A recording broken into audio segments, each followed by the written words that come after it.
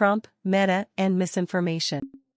NPR's Michelle Martin talks to Vivian Schiller, executive director of Aspen Digital, about Meta's decision to reinstate Donald Trump's Facebook and Instagram accounts.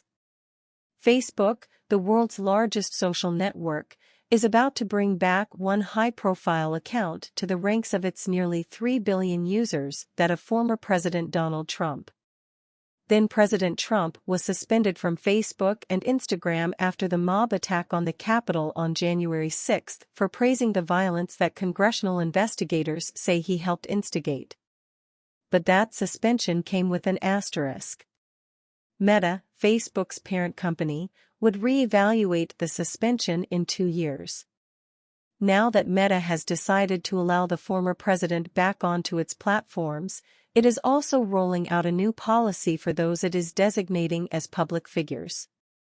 That's defined as government officials, political candidates, and people with over 1 million followers.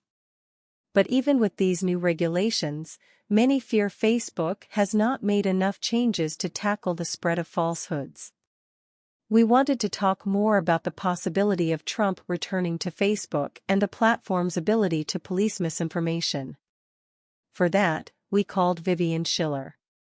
She's the executive director of Aspen Digital, a part of the Aspen Institute that's working to empower people to be responsible stewards of technology and media. She's the former global chair of news at Twitter and, we also want to mention, the former president and CEO of NPR. And she's with us once again. Vivian Schiller, welcome back. Thanks so much for joining us. Vivian Schiller, thanks, Michelle. Nice to be on the air with you. Martin, in Meta's statement on reinstating Trump, they said in regard to public safety, quote, "Our determination is that the risk has sufficiently receded." It goes on from there. But what is the metric for that? I think that's one of the questions. What is the metric for determining something like that? Because one can see where that wouldn't just be relevant to Trump but to other public figures with a big megaphone. Schiller, right. And that's why it gets very complicated. Regardless of how you feel about Donald Trump and his calls for insurrection, which are, pretty clear, it was 2 years ago. He is no longer in office. He no longer wields the authority to in the same way that he did. And so I think as a major platform, they needed to put in place an opportunity for someone to, and I'm using air quotes here, to redeem themselves, and by holding them very closely accountable for the kinds of posts that they put forward later. And the key thing here is they have to apply these rules consistently, and they have to apply these rules religiously, even to Donald Trump. It's almost certain that Trump is going to violate some of those rules pretty quickly. So I think the really interesting part is going to be what happens when he does. Martin, so the new policy for public figures addresses civil unrest. But what about misinformation and disinformation that doesn't fall under that category?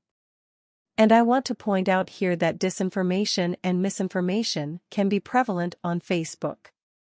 And when the former president was on the platform, for example, he posted numerous falsehoods, ranging from misleading information about COVID-19 to, of course, again, falsely claiming that the 2020 election was stolen.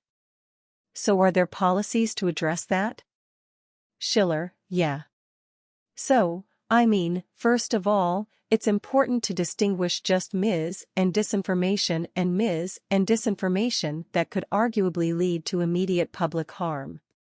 It is not against the law to be wrong on the internet, and that includes for the President of the United States.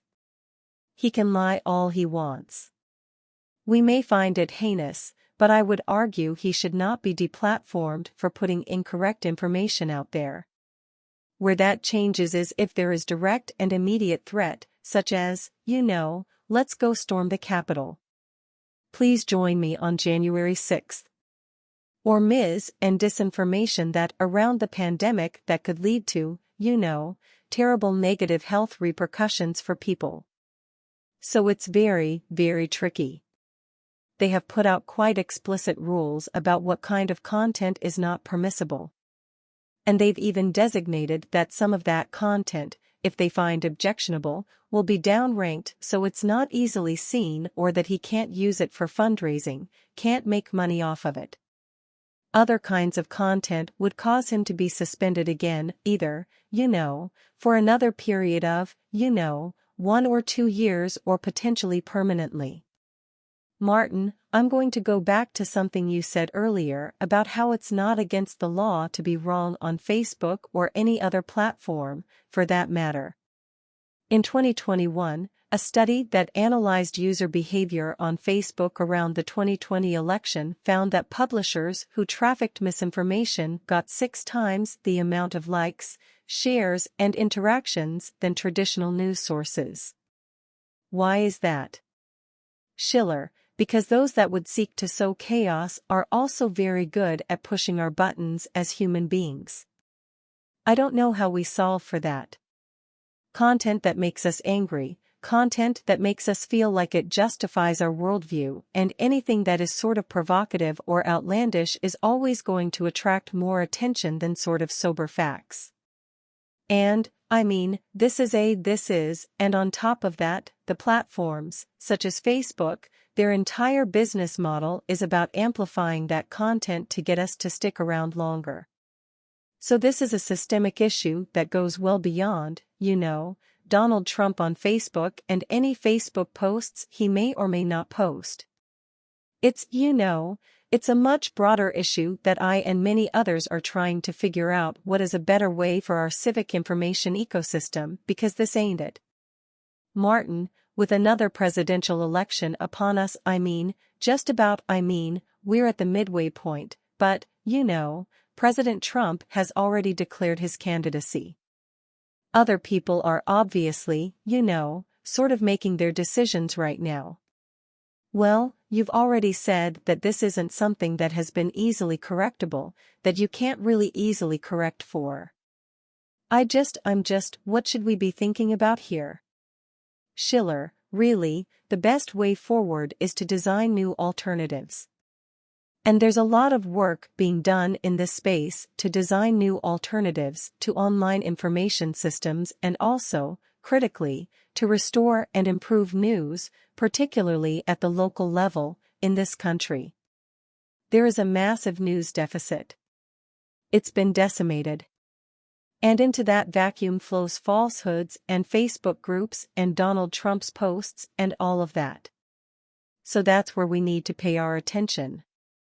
Martin, that's Vivian Schiller. She's executive director of Aspen Digital. That's a part of the Aspen Institute. Vivian Schiller, thanks so much for talking to us once again.